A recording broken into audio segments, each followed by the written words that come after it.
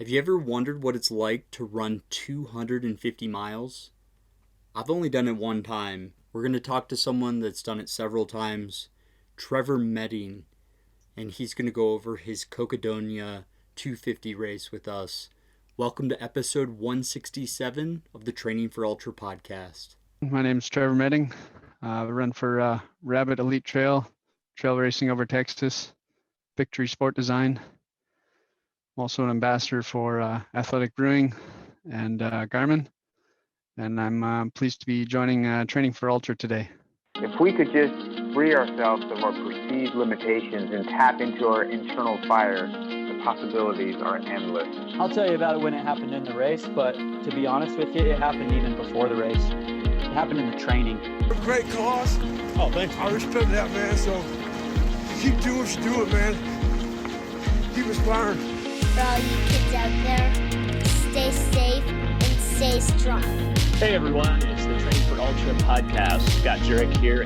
I was physically totally wrecked. I had nothing left. I figured I might as well move as quickly as possible towards the finish line if I was going to be moving towards it anyways. How do you even do that? Decided if I could, finish a 50-miler, I could probably run across the country. 100 miles is not that far. I'd also like to give a shout out to the show sponsor Exoskin. They make toe socks, regular socks, underwear now, compression shorts, base layers, hats, arm sleeves. Definitely check them out. They make super high-tech, high-quality gear. If you want 20% off, use the code T, the number 4U20 for 20% off their website. And big shout out to all you Patreon supporters. I definitely wanted to put your names on the screen here. I really appreciate what you are doing behind the scenes with the Facebook group. It's really fun to interact, and I'm just very grateful. So big thank you to Exoskin and you Patreon supporters for making this all work. Trevor, welcome to the podcast. I appreciate you joining me. It's long overdue. I think we chatted last year at some point, and just between my schedule and your schedule, I'm just thankful to finally have the opportunity to share some of your running background, pick your brain on ultras, and you've done one or two races before, so it'll be fun to hear more about your background. So thanks for joining me. No problem. Thank you for the opportunity. Glad to be here. So I've obsessively watched Spot Tracker for most of the last week. And I'm not trying to open it up here too awkwardly, but you ran a little 250-mile race, and I couldn't help but just open it up with hearing more about that experience, because I kept watching the live feed. They cover, Jamil and his team always cover races really well, but this was groundbreaking for 250-mile races to actually have real-time coverage. I even interacted with Jamil at one point when he's having a beer.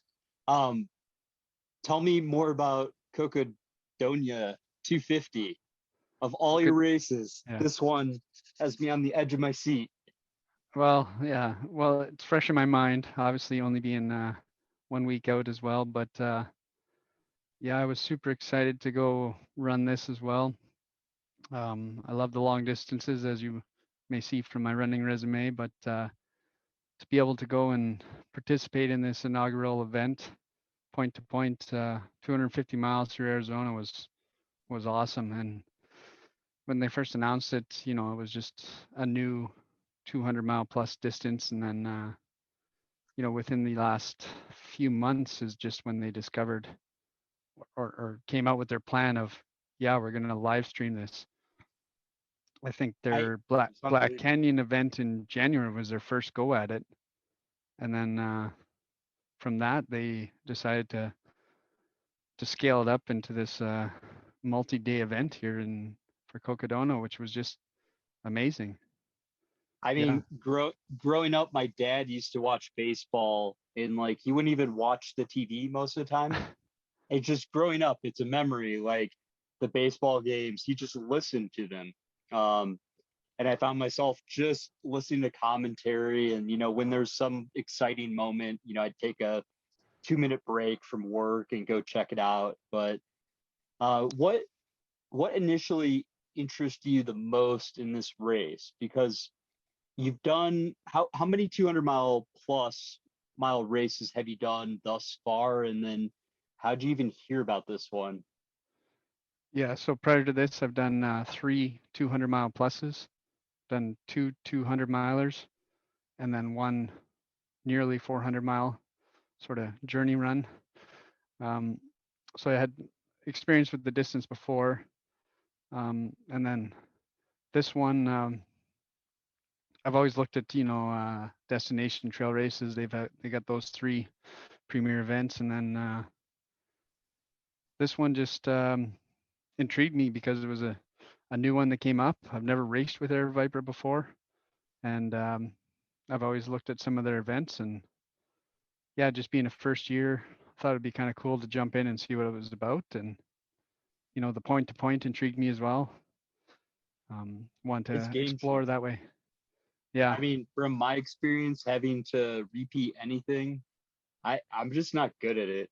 I'm like, I don't know if I just get bored or what, but I think that was part of the allure of the Triple Crown for me, at least, was like, okay, once I jump over this rock, I never have to see this rock again. Like, because Yeah. those are big loops. This is a point to point, but I mean, tell me about like night before this race, because you have so many races under your belt. We could literally, I think we could probably have a whole season of podcasts talking about each one.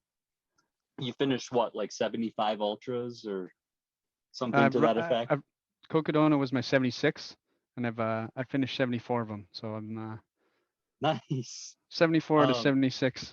But yeah, I've run quite a bit. I don't like training. I love racing. I mean, and I mean, we can combine the two, right? We'll talk more about that, but I mean, you've had so many races. You're going to bed comfortably, I'm assuming, before this 250-mile effort, right? You've just done enough where it's like, Yeah, not too worried. I'll figure out things on the fly if needed. Like, yeah, for the most part, like yourself, I'm a family man. We made this trip as a family, so a little vacation out there. So I took off early afternoon on Friday, and we drove out there. It's about a 15-16 hour drive from the Texas area where I live. man, Crashed in that was closer. crashed in Airbnb there, just on the north side of Phoenix, and Black Canyon City, where the start is only about 45 minutes away. So I checked in on Saturday, and checked in on Sunday. Race was a Monday morning start, so yeah, there wasn't too much hassle. I went and picked up my bib, and then I got as much rest and sleep as I could with myself and my wife and our 4 daughters in our Airbnb for the night. But we tried to wear them out as much as we can so that we could rest. But it is what it is. But yeah, like you said, I'm kind of used to it, and What is that like for you guys? Like, is it like Daddy has to race tomorrow? Like, calm down. Or is it just like we don't. they all pass out? They're good with that? Are they Uh, young? Yeah, they're fairly young, 8, 6, 4, and 2. They're basically all 2 years apart, so they understand a little bit, but they don't, not enough to like consciously care about it, sort of thing yet. So or understand some of those concepts of, okay, we better leave them alone. Let's get some sleep. But So that's part of life, yeah, I mean, I looked and it's through fun. who was going to do this race, and you're having seen your performance at Franklin's 200, several other races. I was like, you can throw down for a fast 100K, and then you're one of the rare breed that can actually extend that into some really great 200-mile performances. So you were at the top of my list. I was watching you carefully. Nice. And I mean, how did that night of sleep go? Were you concerned about that, or was it more the night before that? And then, walk me through race morning. Everything go according to plan? Yeah, for the most part, like you said, we drove out from Texas leaving Friday. So actually, I drove most of the night Friday to get to Arizona on Saturday. So I didn't sleep at all Friday as we were traveling. And then we got there early Saturday and rested, and then rested through the day, and we did some short sightseeing around the Phoenix area. And then Sunday night, after I checked in, I just tried to get as much sleep as I can, like you said, and from your experience, yeah, you don't get great sleep the night before, but you just rest as much as you can. And I think I got 4 or 5 hours of good quality sleep, so not horrible, but not the best, but considering that's pretty good. And then yeah, I think we had to get up. Race was I was in wave 1, which was the first start, and it was a 5 a.m. start, and we weren't allowed to check in for our race spot trackers for at least no earlier than 45 minutes before. So we had to be there at 4:15, between 4:15 and Whoa, 5, whoa, whoa, whoa. because of the protocols and all that, right? So they didn't want gathering. You Yeah. only had a window of X amount of minutes to be there. So that's an element I did not know was going on. Like when I just turned on the race or whatever. Yeah. So you got up at what, 3 a.m.? Give or take. Yeah, I think something like that. 3, and we left at shortly after 3 to be there at we were basically there right on time at like 4 or 4:10, but we weren't allowed to get out of our vehicles until that 4:15 time, 45 So minutes that before. explains a lot. I mean, I've done that maybe once or twice. Georgia Death Race like rings clear in my head because that takes a toll on you. Your body's all out of rhythm, and you haven't even started the race. And this is a multi-day race. So, I Yeah. mean, walk me through the start. I won't get hung up on that. I'm just like blown away that you had to wake up at 3 a.m. Yeah. Well, I mean, part of that is the excitement. Some of it's a little bit anxious to get going, but you know, once the gun gets going, it's fine. But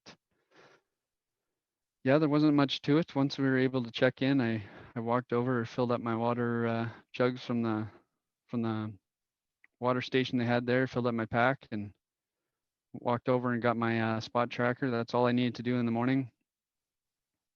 I think they checked our temperature in the morning. Yeah, they did. So quick temperature check, and just to say, yeah, I was here, because I already had my bid from the day before. My drop bags were dropped off. And then basically just went back to the van and got ready, put on my my Trail Tools lube on my socks and my feet, and made sure my pack was all full of everything that I had set out the night before, and just hung out with the family for the last few minutes, and then waited till about 10 minutes before they called us up at just 10 minutes before for the last final briefing before we lined up. So toe socks, no toe socks? No toe socks. I've used them in the past, but I've been running with Dry Max lately and just found comfort in them. So I heard, just reading some of people's experiences, was it runnable like at the very start? Like I rarely see elite kind of 200-mile elite runners dropping like flies. So it seemed to be a combination of people are excited, first race in a long time, probably going out, too fast. It seemed like it was hot enough and exposed, but I think maybe it's underreported the technicality of this trail. Is that safe to say? I haven't been out there. I don't know. Yeah, so the first, so we started right at the Black Canyon Cafe or whatever it's called. It's basically half a mile to the Black Canyon trailhead. For anyone that's been on that portion, I've never been there myself, but then first like 3 miles, maybe more, we're on the Black Canyon Trail itself. Okay. I could be wrong. I've It done that a few times. could be more than that, but that was nice and smooth. You climbed up the first little ridge, and yeah, like you said, everyone was excited to get going, and yeah, there was a great field out there. The full wave one of males and females. There was a lot of big names there in the long distance running. Some new to that distance and a lot of experience at that distance. So some people took off, but I mean, for the most part, it was a good pace. We started just before sunrise, so the few people that did use headlamps, we only had them on for maybe 10 minutes before the sun started creeping up. So everyone Big was mistake. Big mistake. Never take a headlamp. yeah, no, An early start like that. yeah, I didn't need mine, or I didn't choose to use mine because I knew the sun would be up within like 15 minutes. So, but yeah, no, they went out pretty aggressive. I don't know if I'm so the 200s that I have run have been very small fields. So I've never this was very exciting to run in a big competitive field like this too. So I wasn't quite sure if this was I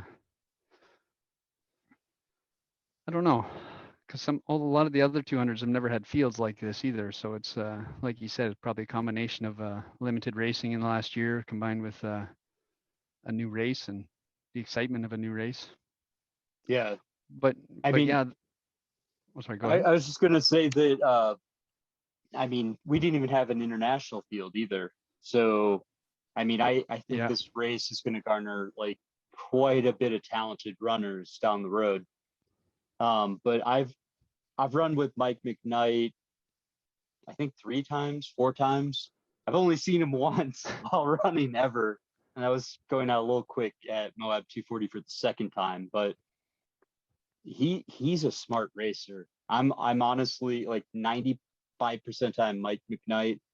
When I see people running ahead of him, I'm like, they might not fully understand this distance because Mike doesn't care what anyone else is doing. He'll just pace himself until, mile 100 or 150 or whatever. Was that your experience too? He kind of. Yeah, it was. Yeah, I've never run with Mike until this race. But yeah, I would never bet against him in a distance like this for sure, based on his track record. But yeah, I mean, the first climb, like I said, there's about 40 of us, 36 to 40. I can't remember exact numbers on that first wave, but I was in the middle of the pack climbing all the way up that Black Canyon Trail when finally daylight broke. I was probably like mid-pack.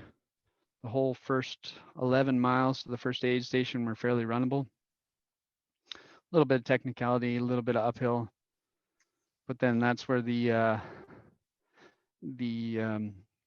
death climb started that you may have watched unfold in the live stream and heard all about. I heard about it, but I don't fully comprehend it. So, and by the way, middle of the pack's not a bad place to be. You should consider running there more often. But let's hear about this death climb. Yeah, I mean, I watched Jamil's he put out a vlog episode on his YouTube channel about the preview of the course and sort of this section from aid station 1 to aid station 2, which was like mile 11 to mile 33. So like just capping off that first 50K of the race. And essentially, I mean, if anyone watched the live stream or followed the stats, that first 50K we gained just under 10,000 feet. So if anyone's run a very hard 50K before, that's like one of the tougher 50Ks that I've ever run. And this is to start a 250 plus mile race. And yeah, there's like no shade out there past mile 11. Once we're out of the little bit of canyons, it was out in the Sonoran Desert. There was no shade going up a lot of these climbs. Fairly rocky. Yeah, it was just relentless. It was basically just a power hike for that entire. I don't even remember how long it took me, but I think it was about 10 hours before I got to Crown King, which is mile 37. So it was probably about 9-ish, 8.5, 9 hours before I finished that 50K at least. I mean, I was seeing carnage. I was watching it when people were rolling into that aid station, and it was like, guys, this is mile 30. And I mean, I knew there hadn't been a ton of water in between those stops, so There was no water. Yeah. So there was so a that's a 22-mile stretch 22 miles. almost. Yeah. And when we were, No water, which I've done before, but not exposed in the desert quite on this level without a stream or anything, you know? yeah, there was 3 potential stream crossings that Jamil highlighted in his pre-race run thing, but everything was bone dry. Even the river at the Ooh, bottom at the Black Canyon Trail was dried up. So there was nothing out there for sure. And what's going through your head we were when required to carry 3 liters of carrying capacity for this reason, for this section only. So I knew that when we started the race, I think it was like 60 degrees, and that was when the sun was still down. So I knew it was going to be hot. I almost wish I took a little bit more flask with me. I took a 2-liter bladder, and I had 2 soft flasks and 1 other spare soft flask. So I had 3.8 liters myself, and I almost took my 4th soft flask just as a backup for that section. I wish I did, but yeah, it was crazy. It just halfway up the climb, I just started taking inventory of my water, and I just knew I had to ration it out as I marched through that section. Just try to time it out and make sure I still had enough by the time I got to the top. now did you alter your pace? Because I think a lot of runners, like it's their first race or whatever, they hit a hot exposed section, they run out of water, and they continue to run at the same pace that they always run. And all of a sudden they have massive issues. I'm assuming, and I might be wrong here, did you ratchet your pace down a notch to handle not only the climb but the hot exposed situation, and then you don't have water potentially? Yeah, for the most part, the heat wasn't too bad yet. I'm used to the heat living in Texas, although humid heat is way different than dry heat. Your body acts are a lot different, so I'm not going to say that's the same. It felt very hot out there, but yeah, I mean, I'm not the super fast power hiker on hills, but once I hit those hills, I was not running any of the flat spots between. I basically just did a power hike the entire time. Like I said, I was in the mid packs and maybe 20th when we started, and by the time I got to the top, I just kept a nice steady pace, and there was people that were stopped on the side, huddled under the little shrubs, trying to get shade where they could and taking breaks in the shade. By the way, there's 200 people in this race, so yeah, and 20th is a little far up. Well, we started in the top 40, so given that perspective, right? I only saw that portion to start with. But yeah, even there, surprisingly, I passed, basically half the people ahead of me just on that climb, just by keeping a steady pace. And I wasn't pushing it. People passed me, but then I passed them again, but keeping my steady pace. So I think I kept a very constant pace all the way up, and I think it was 6th or 7th by the time I topped out, somewhere around there. I reached out to you because I thought you ran one of the smartest races out there. You never deviated very much. I mean, it was like exactly how you run a 200 in my head. What was going through your head in terms of like mental strategy when you hit, this is a hard section. This would be in itself a hard race. Like even if you just go do that 50K, I mean, what mental strategies were you using there besides just being from Texas and being somewhat acclimated to heat and whatnot? I think the strategy was just the draw of just getting to Crown King and seeing the first aid station and just the excitement of getting that over with. Using that little mental check of, okay, that's done. Because there's like basically like 4, maybe 5 big major climbs, and this was the first of them right off the bat. So just being able to get to that first aid station and actually see civilization again in the middle of Crown King there, where the crews were gathered and then the small towns gathered with the aid station. It was just sort of that draw to get me out of that desert portion and up into the pines. It reminds me of CCC, and he's like mile 3, just vertical. like really, guys. So, I mean, walk me through the next few miles. I mean, get me to mile 100 or whatever it is. Because I mean, this race took longer than I think anyone anticipated. I was in the YouTube chat saying this has to be a 65-hour race, and the announcers, the awesome announcers, they're going back and forth and like, we think 60 hours. I'm like, there's no way, like that's not happening.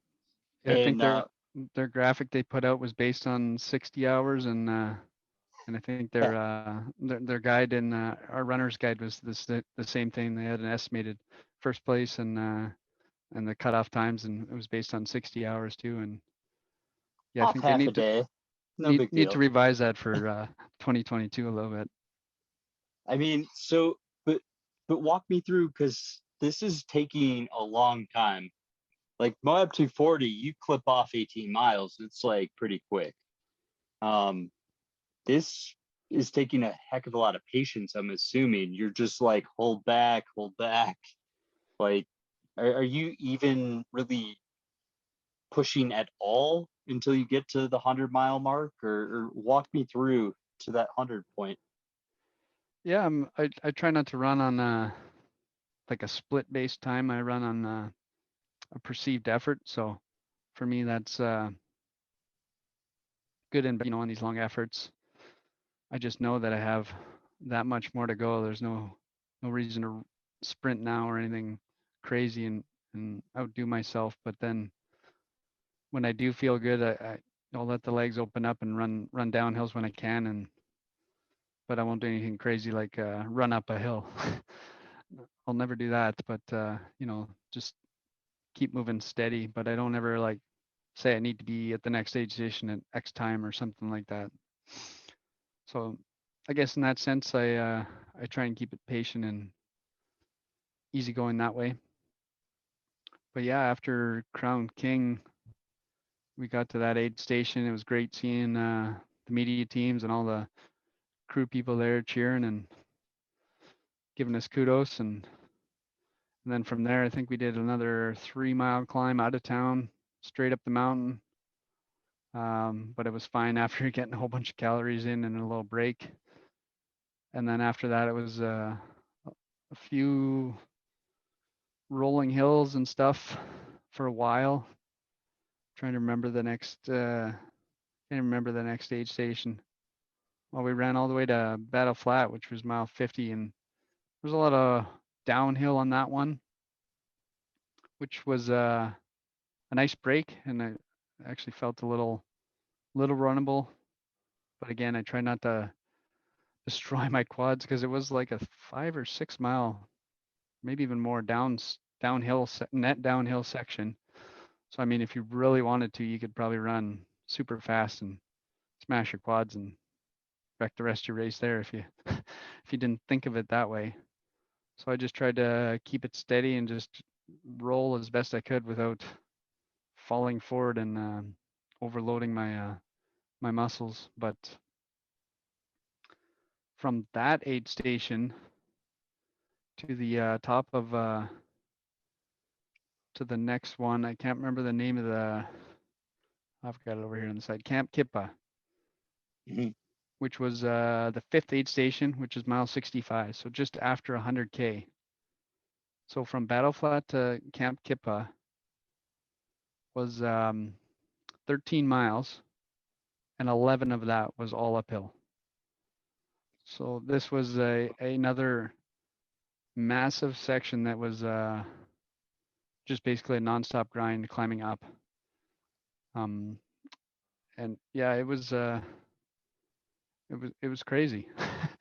I don't think I fully understood the profile before going into it, because I didn't fully expect it until then I realized, holy smokes, we're just nonstop going up and up and up.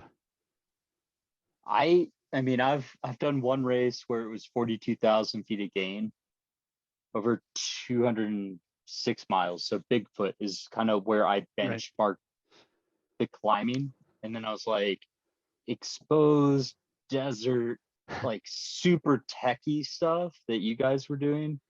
I was just like, this looks hard.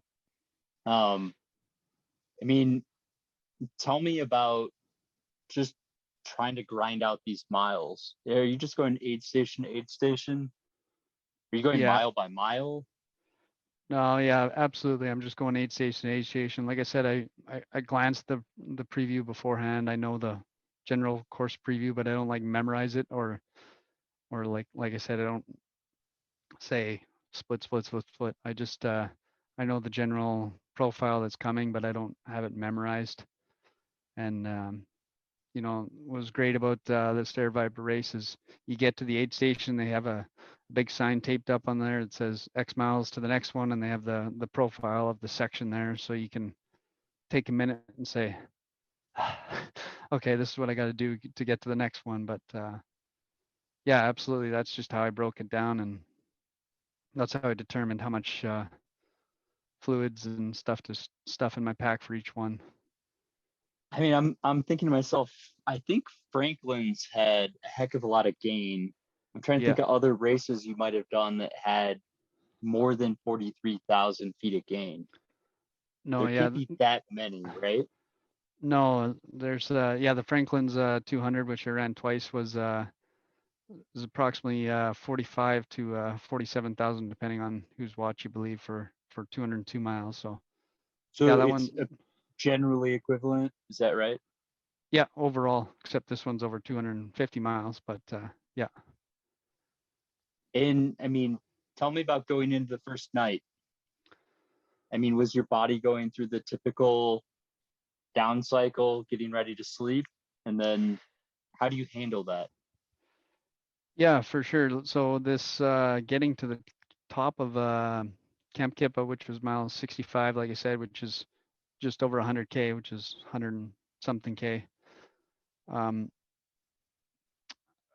We climbed all the way up there, and it was I think we top out at like 7,200 or 7,500 something up there, and it was windy and it was chilly. It was dark at that time. I can't remember exactly what time of the night it was. It must have been 11 or 12, basically midnight by the time I got up there. So yeah, I was already beat, and that was a tough 50K to start, and maybe even a tougher 100K to start, because I don't even remember looking at my watch to see how much gain we had after 100K, but I bet you it's close to 13 or 14,000 at that point. So yeah, it's a brutal start to the race, and a lot of it. I thought Arizona believed in switchbacks, but apparently a lot of their climbs don't have switchbacks. So there was a lot of straight up and down on the climbs, which made it. No kidding. I haven't experienced those yet. Yeah. Black Canyon 100K. Well, I'm sure he did flat, in Europe a little bit with CCC and stuff, but it was insane. Yes, absolutely yeah, insane. I've never experienced that over here in the North Americas either myself. Well, that's interesting. And so, I mean, are you questioning yourself at all throughout this race? Is there ever a point where you're like, let's just pull the ripcord? Like, did quitting ever cross your mind? Of course, it crossed my mind, but going into these races, I stagger my goals. My A goal is always to finish, and then from there I'll set a B goal of a whatever X time, or I want top 20 or top 10 or something like that. I always work backwards, but I always start with I want to finish. So not really. Like I said, I've completed 74 to 76, so I like to say that I've got enough grit and enough stupidity combined to sort of keep going. I'd be impressed, but it was those two. Those two. I mean, walk me through getting to the halfway point. And I mean, essentially, I think this episode's going to be how to run 250 miles. Um, but walk me through how you got to the halfway point and what your state of mind was, and like how much sleep you were getting and that sort of thing.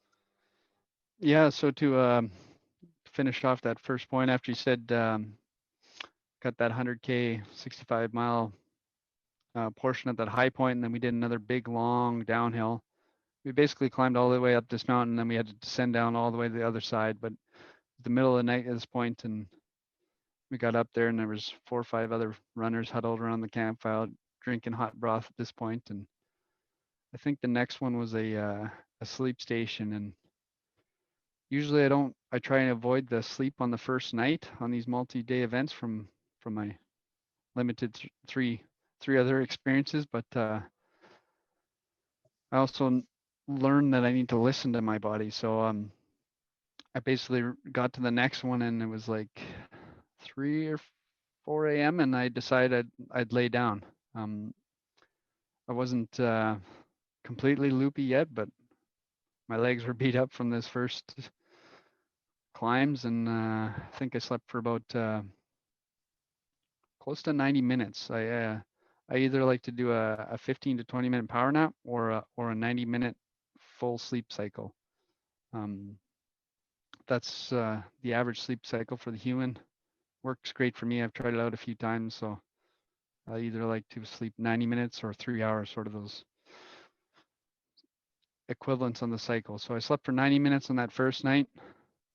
I don't know what place I was in. I think it was like 6th or 7th when I got there, and no idea when I woke up, but it didn't matter at that point, way too early in the race. But, you know, I got up and just kept moving from that point. And, you know, in the morning, you get the nice sunrise and circadian rhythm boost, which always helps.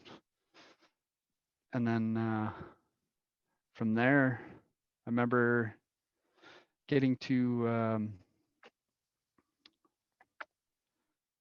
trying to look here.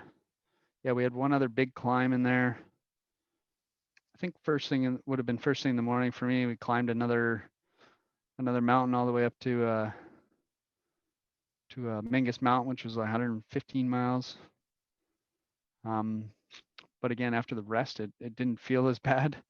As odd as that sounds, that far into a race, but when you're running 250, you try not to think of the mileage, you know, climbing that much 4,000 feet at mile 100.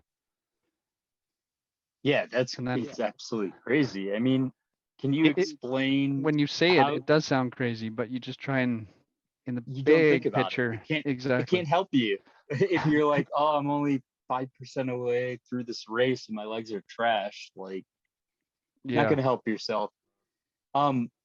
Explain to the listener or viewer what it feels like when your legs are trashed and then you go in for 90 minutes. I assume your routine is you eat first so you can digest food while you sleep, but to each their own.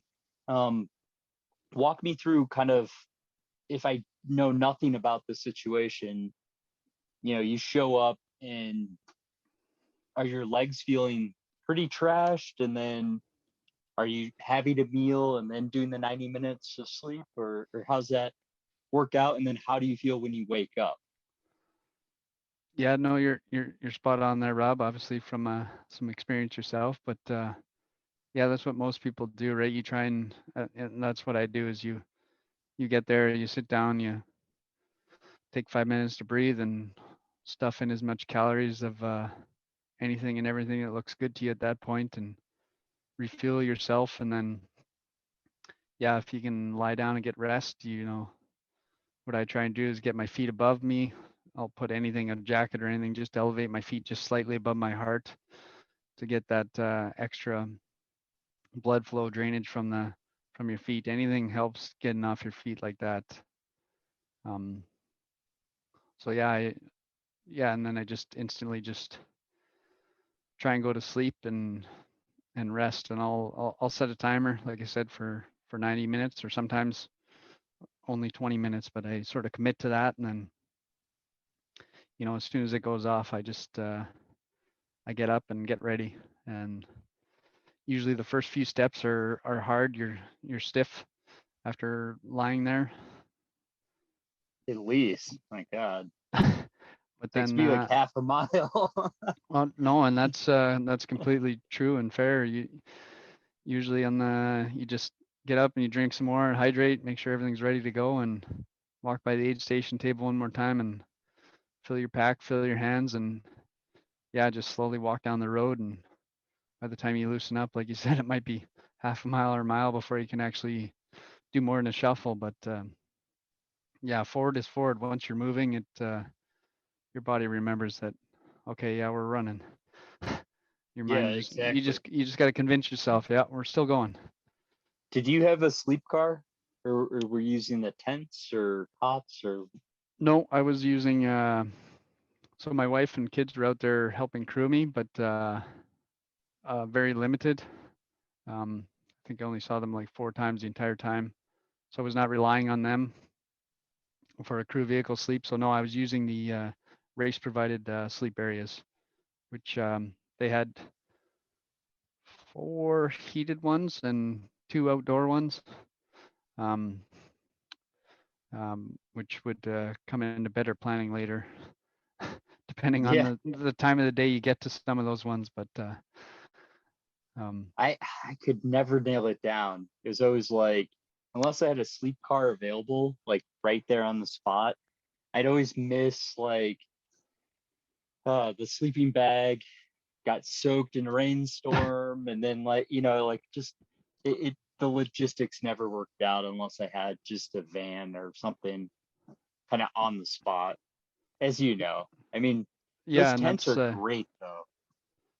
yeah, the other time I did use one on I guess it would have been the third night. I couldn't keep my eyes open anymore, and I got to one of them, except it was 2 a.m. and it was 40 degrees, and we were at 77,000 feet elevation. So I laid down for 20 minutes before I shook myself awake because it was so cold. It was basically Yeah, just a cot in a tent. They didn't have a full blanket service and everything out there, but they warned us about that, but just the way that the timing worked out and I got to that one, it is what it is. And I just couldn't, I just need to close my eyes for a minute. So totally. I've slept on the most crude blankets, basically cardboard boxes that you cover yourself yeah, in, and had the most splendid night or hour sleep during races. But I mean, honestly, I don't even want to think about the critters out there. How are you feeling halfway through this? Are you confident in how things are progressing? Are you questioning things? Or are you just, have you turned your brain off and you're just in forward motion mode and you're just grinding? yeah. So halfway, so which would have been halfway through night 2, we're leaving this small town of Jerome. There's a big aid station there, and then you go into town, check in there, and then head back out. And I left that aid station, started running down the road, and Maggie Gooderall and her pacer at the time, Zach Bitter, were there. They left right behind me and caught up to me, and so I ended up actually spending 19 miles running with them in the middle of night 2, where we surpassed the halfway point. And honestly, I rarely run with pacers, but having the company of them there was great. We chatted about random things, and just Zach pacing Maggie and me just tagging along helped tick by the miles. They're So like we two of went the from, nicest people. yeah, no, I they're would never put those two together like on a trail at the same time, but that would be a big advantage. I would definitely keep me awake. And were they talking much, or like yeah, were they no, pretty that we quiet and just grinding? no, for the first while we chatted for a while and introduced ourselves and just talked about random things and various races, and yeah, just ultra chitter chatter. And then but yeah, for a while, every once in a while we'd grind away, and Zach was pacing ahead of Maggie, so he was like dragging us along, but it was great because he pushed us a lot faster than I ever would have went if I was just running that section by myself. So makes me rethink my pacing strategy moving forward, but I've rarely used a pacer, but it's pretty neat and pretty cool to run with some super elites like that out there. Yeah, you're not the first to have Zach Bitter running in front of you, pushing the pace, so even if he's pacing. And so did that second night, how were you mentally? Because I come out of the second night, you have that boost initially, then there's like kind of a lull. We'll wait until we get to the third night. That's when things get sketchy. But are you hallucinating at all? Because of the heat and dehydration, I personally, from behind the scenes, was like, there are going to be some stupid hallucination stories. Like, you can't be that dehydrated, pushing yourself and going on that little sleep to not start seeing things. Yeah, for myself, I never had hallucinations at all on any of the 3 nights. So I guess You're that means I missing slept. out. Well, I've had them before, but I try and avoid them purposely by getting rest ahead of time. So I That's felt a really good race.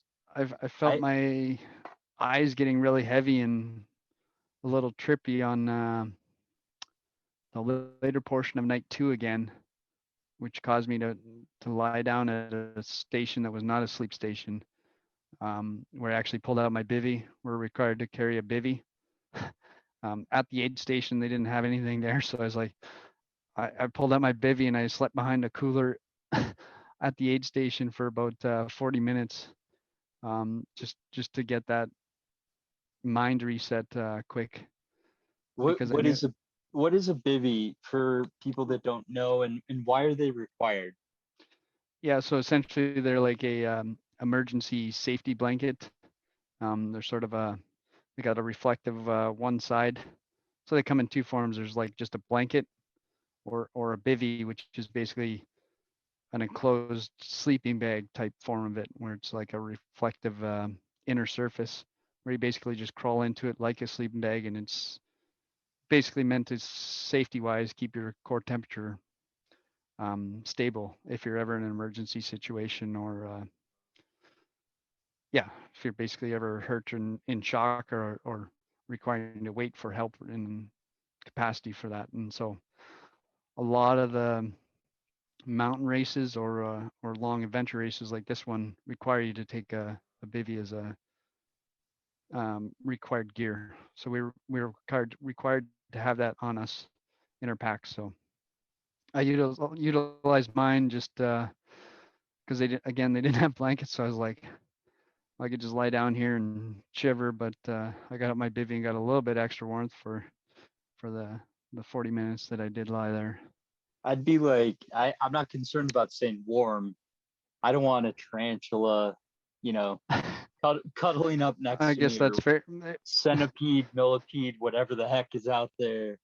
But it's funny because you're correct. Obviously, like, they're not meant to just keep bugs off you, but my God, some of the bugs out in Arizona are outrageous.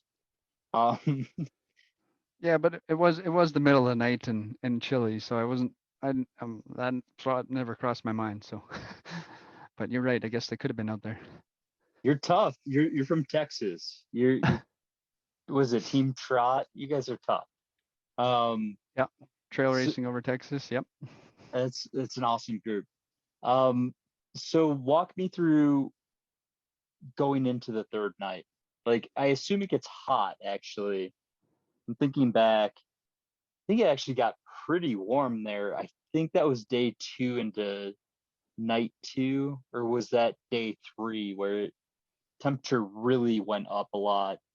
And I want to hear how your third night went and how getting to mile 200 felt when you still have 56 miles as I spit. Yeah. You still had like 55 miles to go at mile 200. Yeah. Again, I try not to think about it like that, but you're right. That's daunting when you spell it out like that, which is why you try and avoid that thought process while you're running. Um, but yeah, I think you're right. I think that it was the second night where the temperatures were actually quite warm until it got late in the night, because night 3 was not super warm.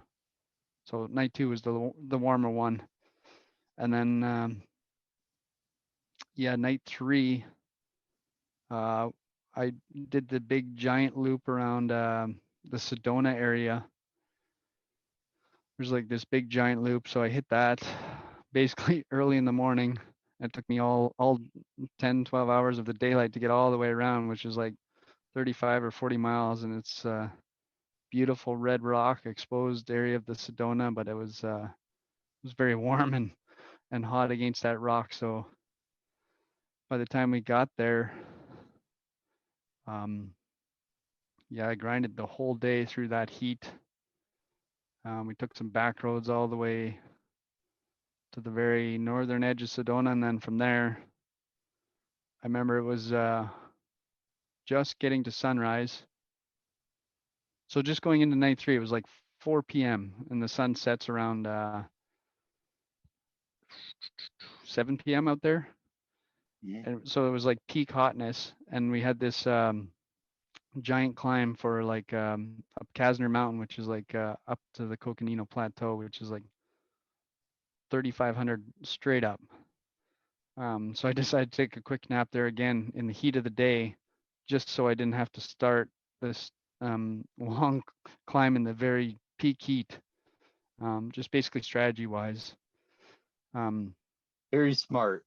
Yeah, I don't know if it helped or hurt. Well, it didn't hurt, but I don't know if it helped. But Versigue was doing the same thing. Like it seemed to be. I mean, why put yourself through that when you're going to be so much more efficient running at night as long as your headlamp works, you know? yeah, exactly. So I think I slept for about 40 minutes there, and I still started out in the daylight, but then the sun was going down the backside of the mountain as we started up this climb, which took a couple hours getting straight up all this the whole mountainside.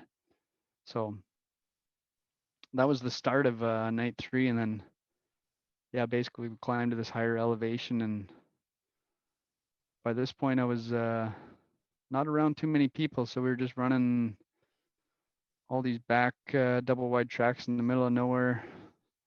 Very scenic from what I could see with my headlamps and my Kogella waist lamp, but yeah, it was just a long grind in the middle of that night just to keep going. Could And you again, see the lights of Flagstaff? Like where your ultimate goal was? Could you see lights, or was it pitch dark? Were you too far away? Yeah, not really. I think we saw the glow of some of the light, the city glow above in the sky, but I don't recall actually seeing the city lights. And then by the time we got, I think I was too far away, because by the time the morning came, I couldn't see where Flagstaff was at all. And then of course, on the very end, if you look on the map, we sort of do a loop around Flagstaff before you climb all the way up Eldon, and then you can see down onto the city. So that was like almost the first time. What was that climb like? Because I saw the course profile, and that looked like, seriously, Jamil, what are you doing to these people? It looked like a vertical, like just climb straight up. And I swear I remember hearing someone talking about almost like sketchy type climbing, especially on legs that are pretty rough. Was there any point where you had a harness on, or like 3 points of contact at all times, or How was that? Well, there was times where I definitely used my hands to pull myself up, because some of the step ups on those rocks were at least knee high on some of them. There wasn't perfect stairs, or it wasn't a perfect slope. Yeah, you did have to hoist yourself up. You only had 230 miles on your legs or whatever. I mean, I think it was easy. 240, 245 or something. It was almost at the end. There was only 8 miles once you got to the top. So Ooh. it was right there at the end. Yep. That I was mean, 4 miles of climbing right at the very end. this race really reminds me of CCC's course profile. Tell me about hitting the city street.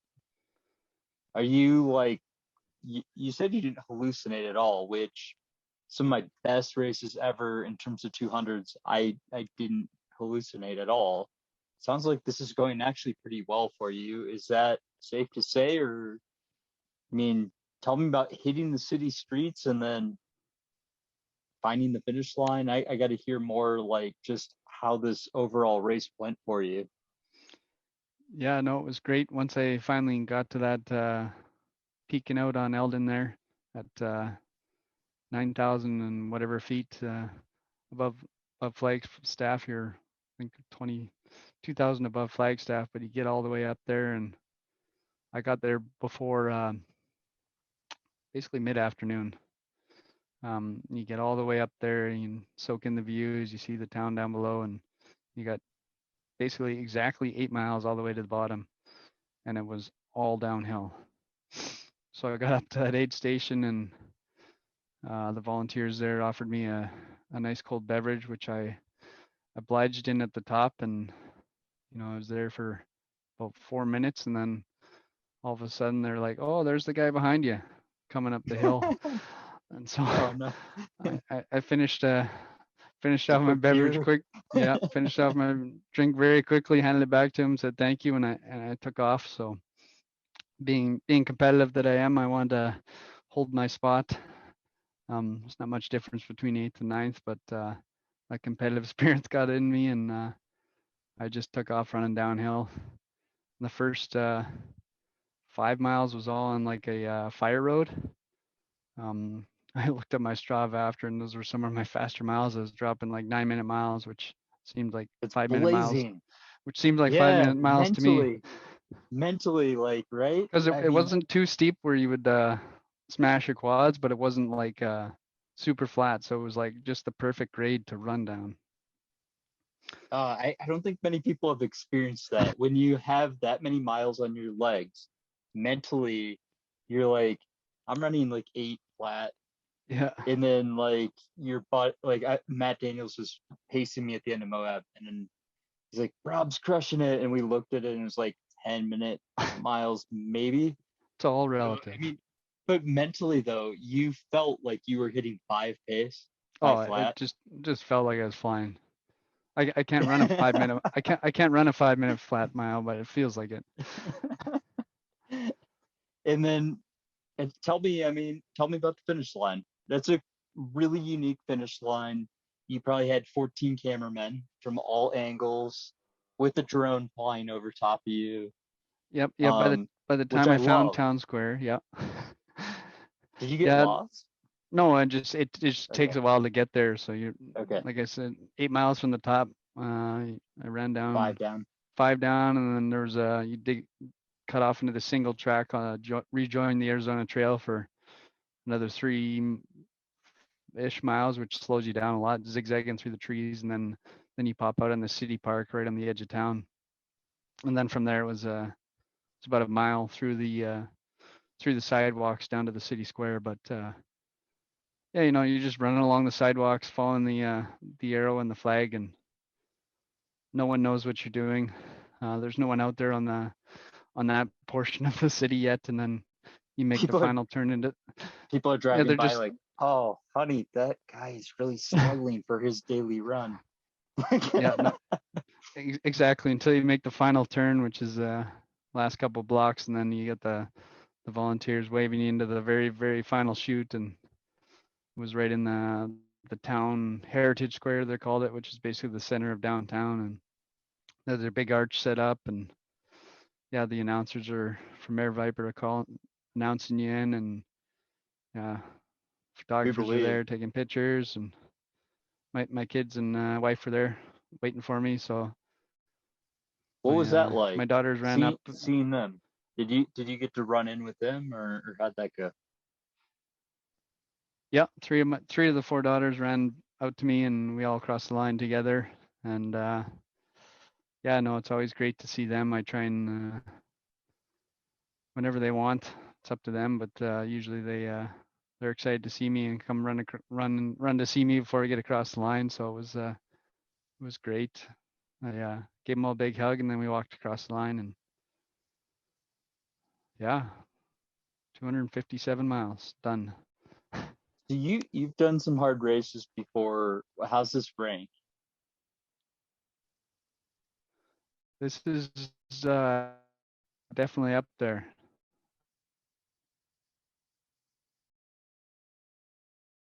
I think you froze a little bit here. Yeah, this is mile for mile. I have you back. All right. Let's hear. Oh, can you still hear me? How's it rank?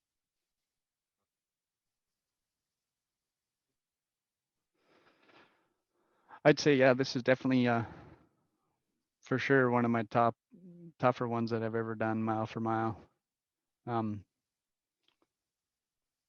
Yeah, just some of those climbs, the heat. I guess just the environmental factors combined with the distance and the terrain just makes it one of the tougher ones I've ever done. How's and it rank? chatting with Go ahead. I was gonna say chatting with Maggie there when I was sharing those miles. She said that was one of her hardest first 100 Ks as well too. So put that in perspective on some of that first portion of the course. When she says that, a lot of the people are sharing that same sentiment. Yeah. No, it was fascinating watching her at the 50K mark because I was like a hawk watching every move, and she was taking her time and being very methodical and covering off everything. And she had a smile on her face, but you could tell like she was not rushing things. So I could tell it was kind of a rough start. I mean, we had some really good runners that were dropping, at that 50K mark. So I'm just trying to get a reference point. How did this race compare to something like Franklin's 200, or is there any other point of reference that you can compare, like, that you've experienced?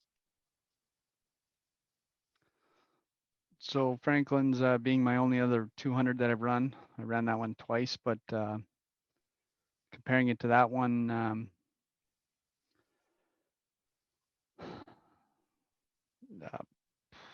I'm not sure which I would put harder. They're both hard in their own respects, but I guess this one being a point to point, you got the different terrain, diverse climate. You got the super hot of the day in the low desert, all the way up to the cold and the low temperatures in the higher altitudes.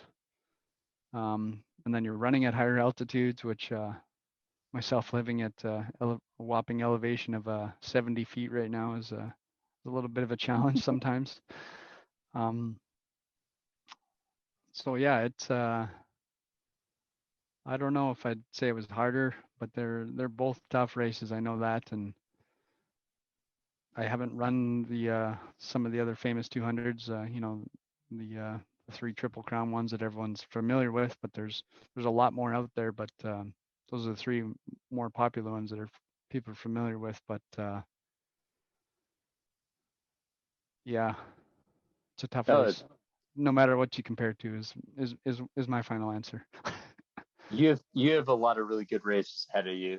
I know, regardless of the distance, like you're gonna go after some really epic races. I have a good feeling about it.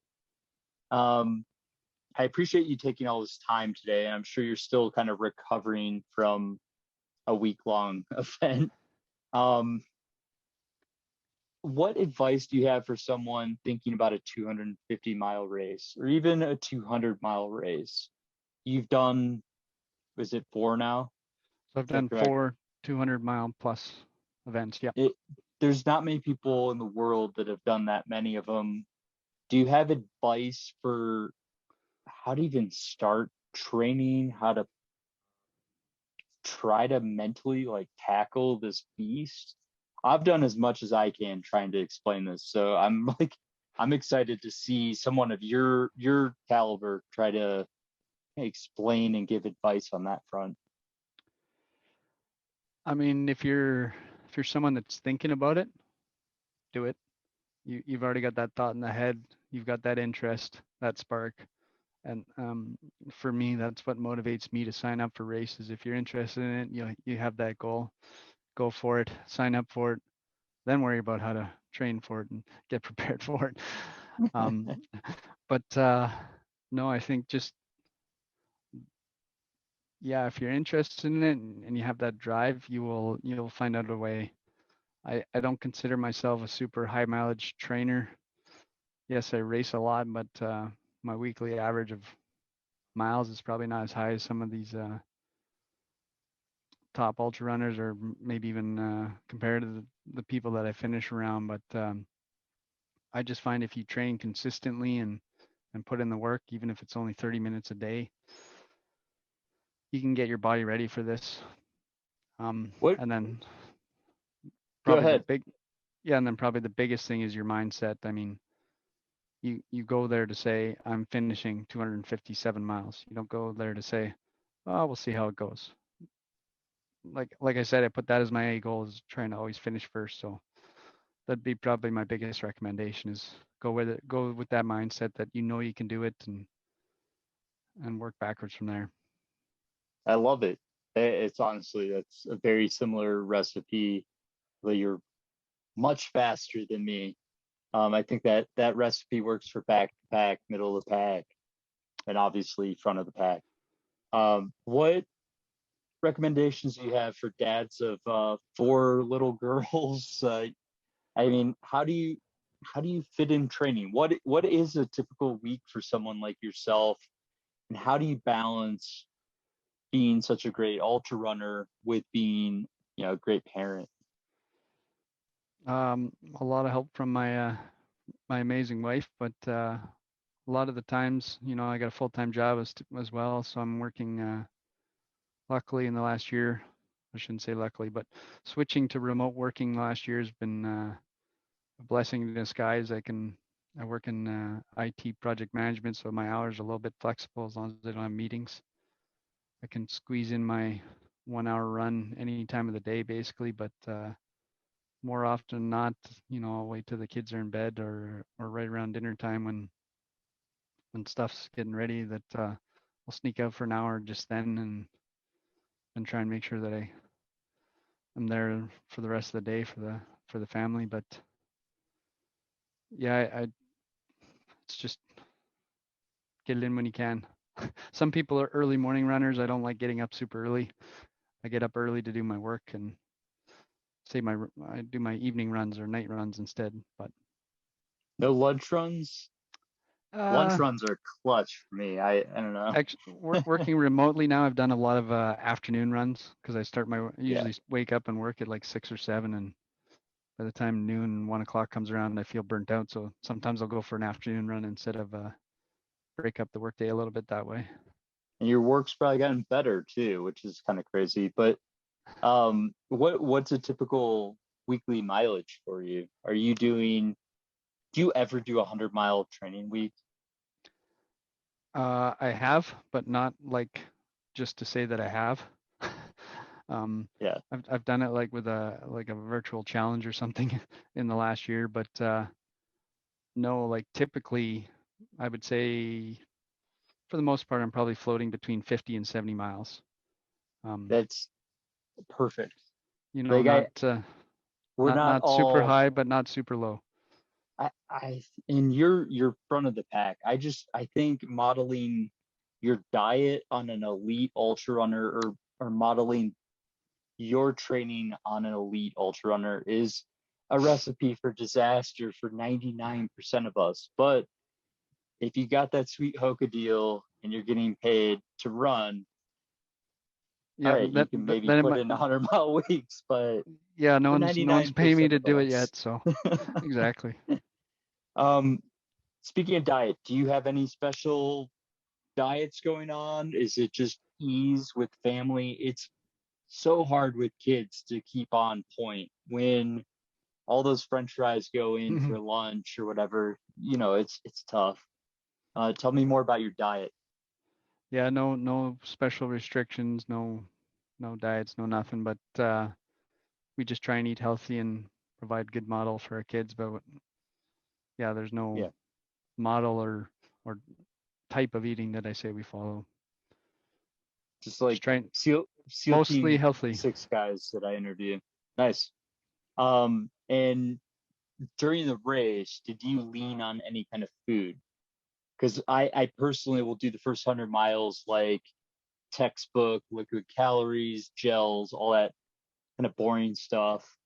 And then once I get out a little bit further, I'll hit real food hard and like tease with Taco Bell or something crazy. I mean, how did you approach that?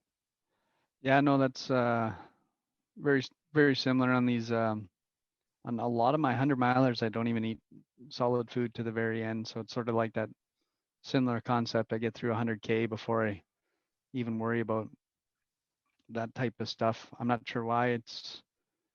Maybe it's just your body getting used to, oh, maybe we're doing this for a while, and you finally realize you need more than just the supplemental liquid calories. But yeah, no, I'll use a tailwind mixture. Usually is my caloric intake mix of choice, various flavors, and then yeah, by the time I hit 100K, usually my big staples are quesadillas or potatoes. I love some mashed potatoes or the small boiled potatoes they have. That always seems to work well with me. So if they have those, I'm always all over those. But anything goes. No, I mean that's a really good strategy. And you've tested it, so it's not like this is the first time you've ever gone out and done a race, obviously. And it just kills me when people go out for a big important race and then they're trying some kind of new way of doing nutrition. And it's just like I assume you've been like this throughout your entire running career. Is that correct? Yep. Through trial and error, yeah, I've just learned that this has worked for me, and yeah, I guess I'm kind of lucky. I've never really had super adverse reactions to too many foods. You and Courtney taking down those quesadillas. It's a popular one.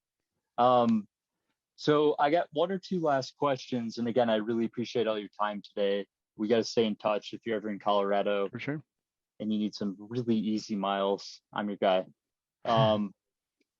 If I were just on the street and I walk up to you and I hear you just ran a 257-mile race and you were fairly competitive, you were right up front, how do you run 250 miles? Is there a way you can break that down simplistically? Slowly. I don't know how I explain that to people. Actually, some of my coworkers did find out that I did this, and when I was off last week, they asked me what I was doing, and I tried to explain. I don't know if I came across very eloquently, so I'm not sure if I have the best answer for this yet. I don't think any of us do. You need to have the want and desire to do it, and yeah, just one step in front of the other.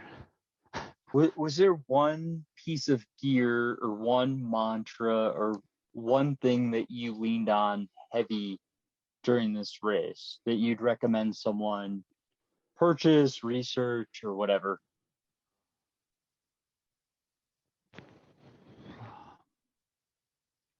I think maybe we just touched on it before, is just break it down. Aid station to aid station is that popular natural breakdown. But if that's even too much for you at the time, break it down by mile or whatever. You see a farmer fence 500 meters in front of you, just look at that and say, okay, I got to get to that.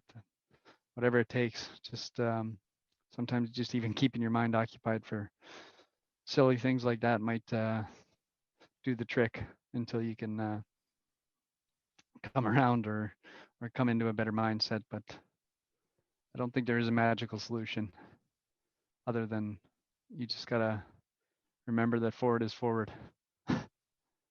I love it. And then my last question, what did either your kids or your wife say to you when you finished this race? Do you remember when you rolled in? Did they lean in and say anything memorable? Because this had to be a memorable finish. I was it was very memorable for me, but like I said, my kids have seen me do this a few times, and they were just asking if they could have some of my food that I got from the finish line aid station. They're wondering if they could have a bite of that, and then asking when we were going to go back to the house and go to sleep. Typical kid things, not too worried about what the full moment meant. But It's so real. Like, it's good awesome job, just Dad. having them there. Can we go to your car? Can we go to the car now? Yeah. Congrats, but we're hungry. Well, I really appreciate you, taking so much time to really dive into the details of your race. I want to stay in touch because we just grazed the surface with all of your running background. We could have a whole podcast season talking about each and every race that you've done in your training. So thank you so much for taking, your valuable time. You got 4 kids probably ready to go to bed here. Where can people follow you on social media? Yeah, so the best spots are just Instagram, Strava, both just at Trevor Meding, 1D in Meding, and I also have a blog spot with all my races that aren't even on Ultra Sign Up, and I do race reports for all my 100 miles and plus events. So that's blogspot.trevormeding.com. Check out that blog. I've heard really good things about it. Follow this guy on Instagram. He's going to do some amazing races the next few years. Thank you so much for taking, your valuable time tonight to share your experiences. Well, thank you very much, Rob. I appreciate the invite on, and keep up the great work. Keep training for Ultra, everyone. And that was episode 167. I hope you guys enjoyed it. Trevor, really appreciate you taking so much time. Big shout out to Exoskin, show sponsor. Again, if you want 20% off, use the code T4U20 for 20% off. Big shout out to you Patreon supporters. And most importantly, don't forget to enjoy your training.